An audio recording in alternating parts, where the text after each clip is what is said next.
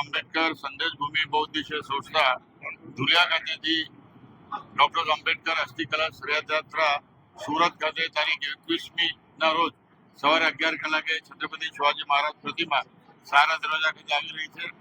યાત્રા મોટી સંખ્યામાં તમામ સમાજોથી યાત્રાનું ત્યાં સ્વાગત કરવામાં આવશે. ધ બુદ્ધિસ્ટ સોસાયટી ઓફ ઇન્ડિયાના તમામ કાર્યકર્તાઓ, સમસ્ત આંબેડકરી બૌદ્ધ સમાજ, માયાવંશી સમાજ, વણકર સમાજ, રોહિત સમાજ, વાલ્મીકી સમાજ, ઉત્તર પ્રદેશનો દલિત સમાજ, રાજસ્થાનના મેઘવાળ સમાજ અને તમામ એસસી એસટી ગુજરાતી સમાજના આગેવાનો યાત્રાને ત્યાં આવકારશે, સ્વાગત કરશે. યાત્રા 11:30 વાગે ડોક્ટર આંબેડકરની પ્રતિમા રિંગ રોડ ખાતે આવશે અને ત્યાંથી ઉધના દરવાજાથી યાત્રા ચીડિયાપુઈ, રામપુરા, કબીર મંદિર થઈ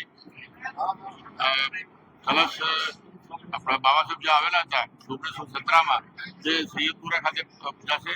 સૈયદપુરાથી વેડ રોડ ડબોલી થઈ રાંદેર આંબેડકર નગર, ત્યાંથી અડાજણ, ત્યાંથી ઉમરા કેબલ બ્રિજ થઈ ભટારથી પાંડેસરા નાગસેનગર, ત્યાંથી કૃષ્ણનગર, ત્યાંથી પાંડેસરા જેઆઈડીસી થઈ વડોદ 4 રસ્તા આંબેડકર ચોક, ત્યાંથી યાત્રા પ્રિયંકા ટાઉન બેસ્તાનથી ઉનગામથી ઈડબ્લ્યુ સમાજ બેસ્તાનથી લુંબીની ડિંડોલી, ત્યાંથી શાહજાનંદ સોસાયટી,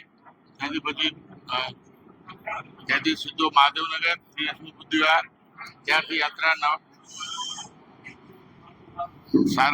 લુંબીની બુદ્ધિવાર, ત્યાંથી યાત્રા વિશ્વ શાંતિ મહાબોધિ બુદ્ધિવાર નીલગિરીથી યાત્રા આપણા ડોક્ટર આંબેડકર પ્રતિમા રેલવે સ્ટેશન ઉધનાથી યાત્રા આપણા સારનાથ બુદ્ધિવિહારથી ભીમનગરથી યાત્રા 9 નંબર રોડ, 9 નંબરથી ઉધના મેઇન રોડ થઈ રાત્રે યાત્રા 7:30 કલાકે પ્રેમનગર 30મી બુદ્ધિવાર ખાતે આવશે.